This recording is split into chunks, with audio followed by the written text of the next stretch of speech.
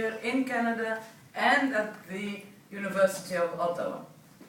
I have just returned from Paris from a mission very similar to the one I'm in here, which is to clarify the events in Egypt, which have been completely dominated by misinformation in the Western media. We wonder why, and a misinformation completely biased. So, so we'll see this in the question and answer.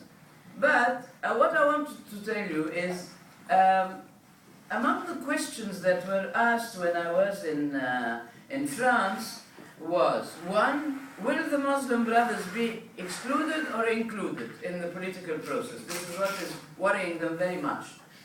Two, what is the role of the army? General Sisi is worrying them very much because he's too attractive and too popular. Three, will Egypt ever gain back its homogeneity?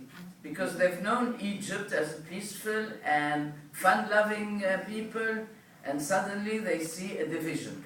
A division between the majority of the Egyptians against what they see as a terrorist organization, because it's nothing but.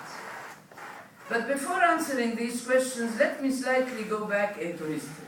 And these are the arguments I have raised with the American administration, who insisted to say that it was a military coup.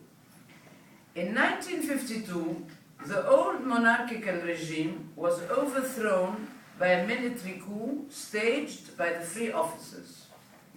But because they introduced social measures immediately after, it was transformed into a revolution. These measures included an agricultural reform and the removal of titles such as pashas and beys, etc., and it made the revolution popular with the majority of the Egyptians who supported it. By the way, my family was hit by both. But it doesn't matter because the majority of the people enthusiastically supported these. What did the free officers do in 1952? They made the military coup and they ruled. That's the big difference between 2013, when on June 30th, it was the people, and I was with them, who asked the support of the army, whose timely intervention has saved Egypt from a dismal fate. In fact, it was on the brink of chaos or maybe civil war. This came after several suggestions and demands by the army and by the government for the Muslim Brothers to retract 3 times. Gave them 3 weeks once, gave them 2 days after this, gave them 48 hours. So there was a complete denial of the reality. They didn't think that this was serious. And 3, the Muslim Brothers, which was established in 1928, was cracked upon 3 times by the successive governments that followed. In 1948-49, after the assassination of Judge Khazandar and the 2 prime ministers, Ahmed Maher and Nokrashi. The second time was again under Nasser in 1954, when he banned the organization after his attempted assassination in Manshia. I see there are a lot of Egyptians who are familiar with what I'm saying. After an attempted assassination. When Sadat came to power, he released the Muslim Brothers in order to fight the Nasserists and the left.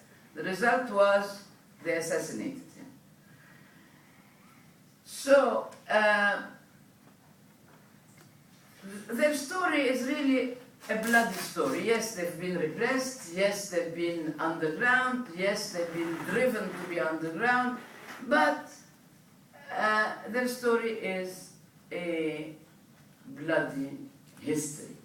With Mubarak, it was negotiations, yes or no, but at the same time, they were put into prison.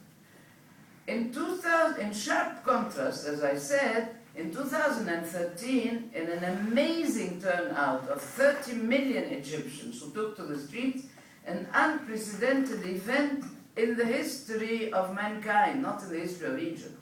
There is no revolution, whether it was the Russian Revolution or the French Revolution or any other, that saw 30 million coming up and taking to the streets.